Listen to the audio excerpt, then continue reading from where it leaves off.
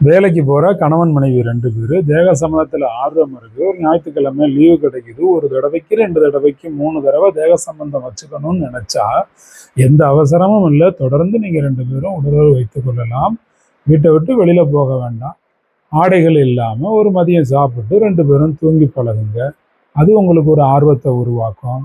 கிச்சனில் ஒரு நேரம் அந்த பொசிஷனையும் சேஞ்ச் பண்ணணும், பிளேஸும் சேஞ்ச் பண்ணணும். ஹாலில் உங்களுடைய உறவை மேற்கொள்ளலாம், அல்லது குளியலறையில் 2 பேருமே ஒன்றா குளிக்கும் பொழுது உங்களுடைய உறவை மேற்கொள்ளலாம்.